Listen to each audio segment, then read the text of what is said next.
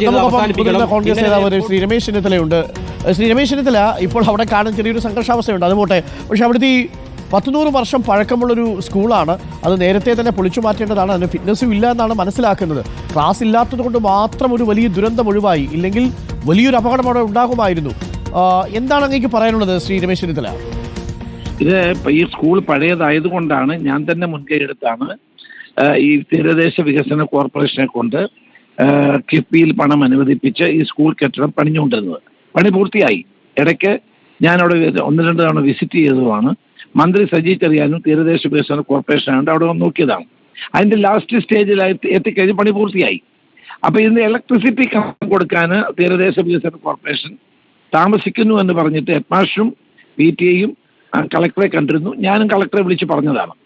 അവര് ഇത് കൊടുക്കാത്തത് കൊണ്ടാണ് അങ്ങോട്ട് മാറ്റാഞ്ഞത്. അപ്പം ഇന്നലെ ഏതായാലും ഈ സംഭവം ഉണ്ടായ സമയത്ത് തന്നെ ഞാൻ കളക്ടറോട് സംസാരിച്ചു. കളക്ടർ ഇന്ന് രാവിലെ LSCD എക്സിക്യൂട്ടീവ് എഞ്ചിനീയർ DD എന്നിവരെ അവിടെ വിട്ട് പരിശോധിച്ച് ഫിറ്റ്നസ് സർട്ടിഫിക്കറ്റ് വാങ്ങിയ ശേഷമാണ് കുട്ടികളെ പ്രവേശിപ്പിച്ചിട്ടുള്ളത്.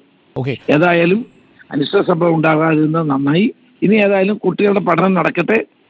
മാധ്യമങ്ങളെ തടയുന്നൊന്നും ശരിയല്ല. മാധ്യമങ്ങൾക്ക് വാർത്തകൾ റിപ്പോർട്ട് ചെയ്യാനുള്ള അധികാരമുണ്ട്, അതൊന്നും തെറ്റൊന്നുമില്ല. ഞാൻ ആരെയും കുറ്റപ്പെടുത്താനൊന്നുമില്ല. ഞാൻ അവിടെ സ്കൂൾ നടക്കണമെന്നാണ് എൻ്റെ ആഗ്രഹം. അപ്പൊ അതുകൊണ്ട് ഇന്നലെ മുതൽ അതിന് വേണ്ടിയിട്ടുള്ള എല്ലാ ക്രമീകരണവും ചെയ്തുകൊണ്ടിരിക്കും. Thank you Shri Ramesh Chennithala. ശ്രീ രമേശ് ചെന്നിത്തലയുടെ നേതൃത്വത്തിലാണ് പുതിയ കെട്ടിടം വന്നതും അവിടെ വൈദ്യുതി ഇപ്പോൾ ഉറപ്പാക്കി വളരെ പെട്ടെന്ന് തന്നെ അങ്ങോട്ട് മാറ്റാനുള്ള സംവിധാനം ഉണ്ടാക്കിയതും. അതിനിടയിലാണ് എന്തിനാണ് ഇവർ ബഹളം ഉണ്ടാക്കുന്നത്? വാർത്തകൾ റിപ്പോർട്ട് ചെയ്യട്ടെ, കുട്ടികൾ പഠിക്കട്ടെന്നേ.